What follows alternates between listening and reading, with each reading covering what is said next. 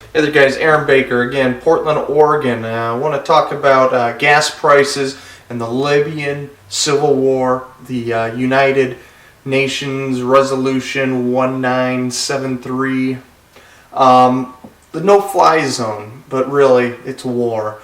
But again, I went around Portland looking at gas prices, trying to get the cheapest gas. The high price gas station again, settling at a price right below $4 a gallon, so it doesn't scare away customers. We're talking $3.99 a gallon and 9/10. And my cheap gas station I go to still got an extremely high price now of $3.65. And when I started out doing this, I posted a video January 24th. You can check that video out. I'll have a link to it. The price was $3.09. And so I've seen an increase at my cheap gas station of 18%. Now at the expensive gas station, I've only seen an increase of 16%. So I see that they stopped raising prices to not scare away customers of that $4 range. So it's harder now to get cheap gas because my cheap gas station is increasing the price more than these other more expensive gas stations now. So it's harder to get that cheap gas, and even this cheap gas station requires a 45-cent transaction fee if you're using debit or credit. So things are getting terrible there. I need to talk about something that's real important here that's reshaping the world. It's just amazing. We have not seen anything like this since World War II. And where we can really see it is at a particular vote with the United Nations Security Council. And it was Resolution 1973 that initiated the no-fly zone over Libya. And it was requested by France, Lebanon, and the United Kingdom. And yes, America went in there and led this without even the American people having any say in it whatsoever. Obama, Hillary Clinton, and all those goons could care less what the American people think, and got us into a third war. Yes, bypassed our representatives.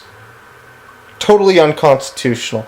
Besides that, though, there's something very huge going on here, and we can see it in the vote. It's just amazing to me. There's 15 members of the Security Council. 10 of them are revolving hold 2-year terms. 5 are supposedly the winners of World War II: China, France, Russia, United Kingdom, and the United States. And the permanent members, there was 5 that abstained to this no-fly zone. And to me, this is what is just monumental. It's the BRIC nations, which is Brazil, Russia, India, and China, which make up 40% of the population of the world and a quarter of the landmass of the world. And these are the countries with the fastest growing economies in the world. But one jumped in with them and abstained, and that was Germany. And to me, I believe that is because of their relationship with North Africa during World War I and World War II with the Ottoman Empire. So this is just amazing to me. And if you didn't know, India is one of the most nationalist countries in the world right now, to what I can find.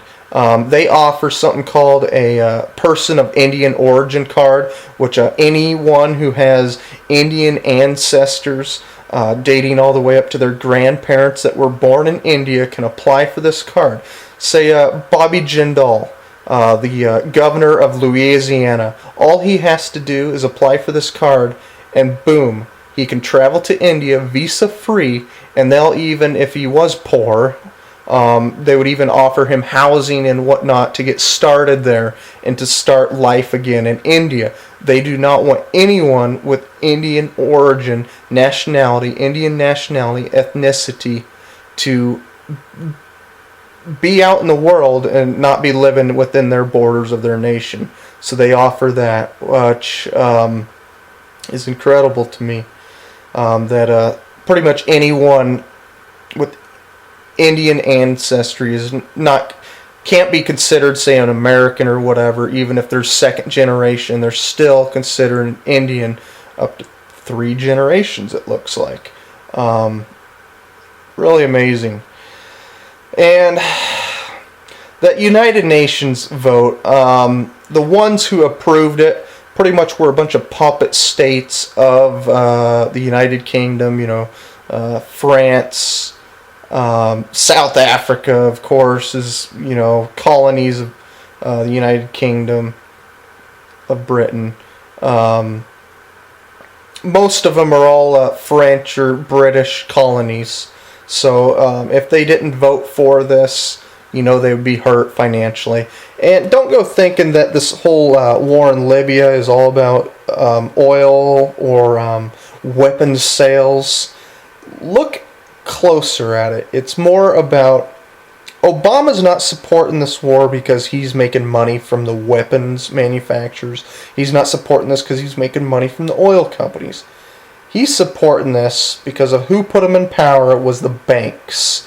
This has to do with that oil is traded in U.S. dollars. And if it's not traded in U.S. dollars, well, boom, that's where you have the problem. And the Central Bank of Libya, if it's not doing the correct business that the British Anglo-American Empire's banking system wants, it's got to be taken out. It's got to be sucked back up.